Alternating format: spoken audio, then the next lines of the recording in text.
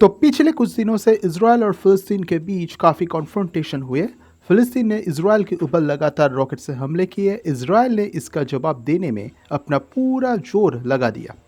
हालांकि हाल ही में दोनों के बीच सीजफायर नेगोशिएशन लागू हुआ है, पर अभी भी तनाव बना हुआ है।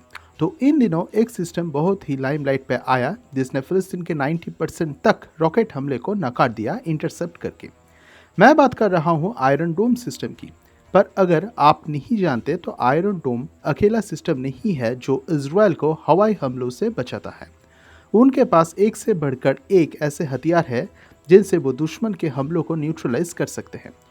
तो आज हम उन्हीं विषय में चर्चा करेंगे। मैं हूं विनोद और आप देख रहे हैं Indian military updates.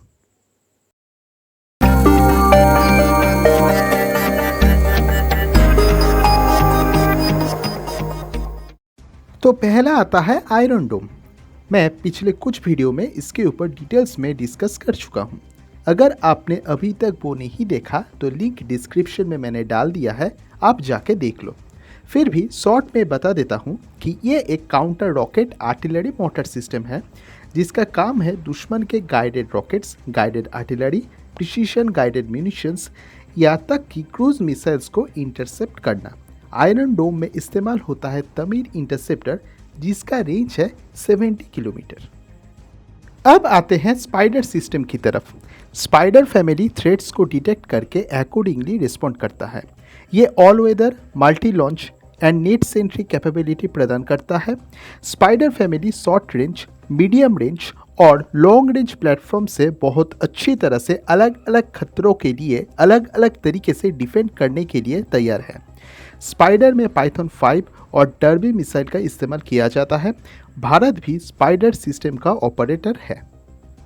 Spider family में आपको short range, medium range, extended range and long range अलग अलग तरीके के वर्जन्स मिलेंगे, यानी कि अलग अलग थ्रेट्स को न्यूट्रलाइज करने के लिए अलग अलग प्लेटफॉर्म्स की इस्तेमाल किया जाता है।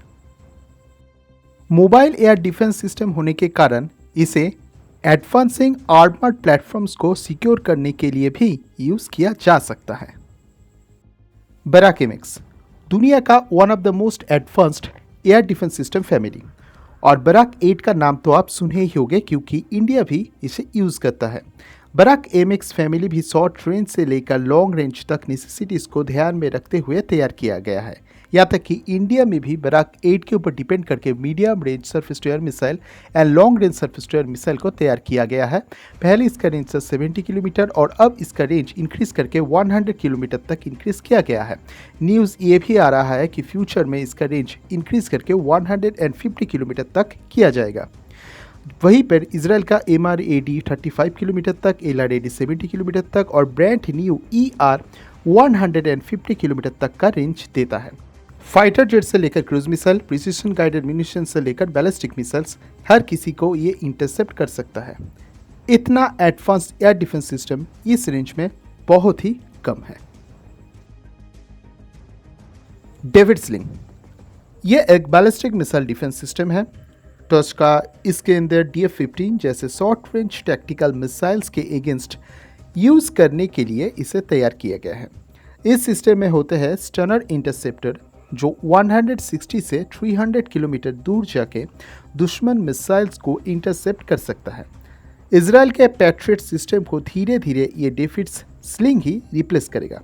जी हाँ, यूएस का पैट्रियट सिस्टम भी यहाँ तैनात है और इसराइल में तैनात पैट्रियट सिस्टम को लाइटली लेने की गलती उसका कोई भी दुश्मन नहीं करेगा। आखिर में आता है एरो। एरो भी एक मिसाइल डिफेंस सिस्टम है, पर जहां पे David sling short range tactical missiles को रोकने के लिए यूज किया जाता है, एरो यूज किया जाता है लॉन्गर रेंज टैक्टिकल मिसाइल्स को इंटरसेप्ट करने के लिए। गल्फ वॉर के दौरान जब इराक की हालत खराब था तब इराक ने इजराइल पे स्कड मिसाइल से हमला किया था। इराक चाहता था कि इजराइल भी इस जंग में उतरे और दूसरे अरब देश जो इस कोalition में थे वो इजराइल के कारण कोalition छोड़ के चले जाए। मतलब ब्लैक विडो के थप्पड़ से बचने के लिए हल्क से घूसा खाने की कोशिश। खैर, उस वक्त यूएस ने इजराइल को बचाने के लिए पैट्रियट तैनात किए थे, पर इजराइल ने इंडिजिनस टेक्नोलॉजी पे कॉन्सेंट्रेट किया और आप देख ही सकते हो कितना अच्छा काम उन लोगों ने किया है। तो ये था इजराइल के air and missile defence system के ऊपर एक पूरा वीडियो। कोशिश करूंगा कि इंडियन सिस्टम्स के ऊपर भी एक वीडियो बनाऊं। फिलहाल आज के लिए बस इतना ही। मिलते हैं और एक नई सब्जेक्ट के साथ। तब तक के लिए जय हिंद।